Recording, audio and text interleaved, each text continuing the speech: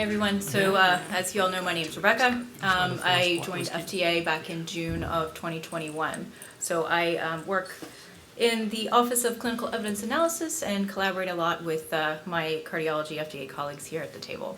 The opinions today are my own and not those that are expressed directly by FDA. The vision of the Center for Devices and Radiologic Health is for patients in the United States to have access to high quality, safe, and effective medical devices of public health importance, and first in the world. I think we've kind of heard quite a lot about this today, but just to recap, cardiogenic shock current challenges, the population is extremely heterogeneous. The devices used may depend a lot on the patient characteristics, including how they present, other comorbidities, where the patient is located across the country, whether they're transferred or an inpatient when the cardiogenic shock onset occurs, and of course, operator preference. Additionally, there's complexities in ancillary care that varies across the different devices that are used and different therapies that are used. When looking at the clinical trial designs, there's also a lot of challenges that we encounter. I think we've heard some of those today. Those include, but obviously not limited to, the definition of the inclusion criteria and the exclusion criteria to try to make some homogeneous population out of the heterogeneity of the shock population. Variable definitions, such as endpoints. I think we have some good strides that we've heard with a manuscript being submitted here today, but again, making sure that that is consistent for all the different populations that we would want to address. Other comorbidity definitions. We've heard a lot also about the consent process, the documentation or lack thereof, device escalation, and then, of course, adjudication of events, as we heard earlier from Mauro. So when working with the FDA, I think I'll say that I'll open with this and then finish with this as well. Come early and come often. We have a lot of mechanisms that we have available to approach. We have our pre-submissions or our Q-sub interactions, IDEs, post-approval studies. We have a variety of real-world data interactions, including registries that we've heard here today. Such analyses can hopefully expand indications or help other total product lifecycle surveillance.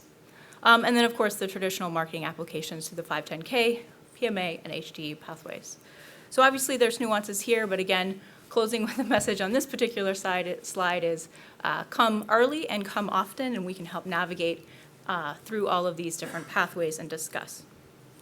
So taking a little bit step further into the real-world evidence space, I think we've talked a little bit about that here, needing to have it before you start, maybe also throughout.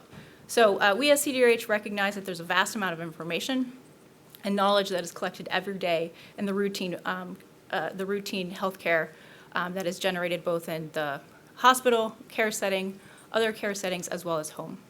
So for the purposes of mutual understanding here, real-world data are data related to the health status and or delivery of healthcare routinely collected throughout a variety of sources.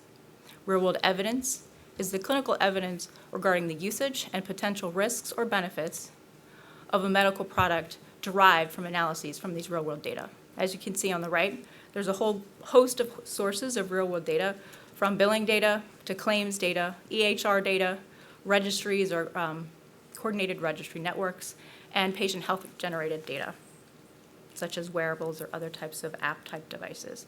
And of course, there's other sources. We as CDRH embrace the use of real-world data and encourage that these real-world data be used to generate real-world evidence.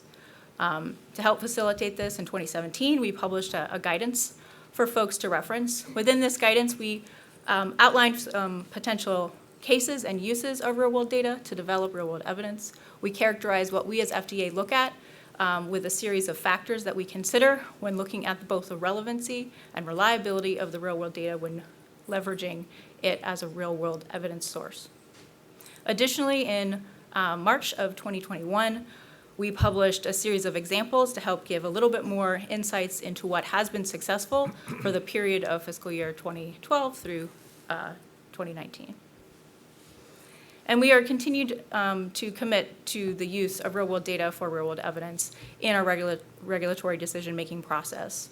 The medical device user fees, or MDUFA 5, was recently reauthorized by Congress in September of 2022 for an additional 5 years. In exchange for the use of these user fees, C2H must participate in performance goals and procedures, several of which are focused specifically on real-world evidence. We will leverage these funds to help develop and progress in the space of real-world data and real-world evidence with respect to methods, policies, and other advancements that will help us accept pre-market submissions that include real-world data and real-world evidence to help expand labels, provide new clearance and approvals for new medical devices. So in conclusion, the evaluation of devices for cardiogenic shock present many challenges, as we've heard throughout the whole day today, both in the study design and the clinical perspective. Although FDA recognizes these challenges in the conducting of these studies in the cardiogenic shock population, data demonstrating a reasonable assurance of safety and effectiveness are needed to support any new device approval or new claims and labels.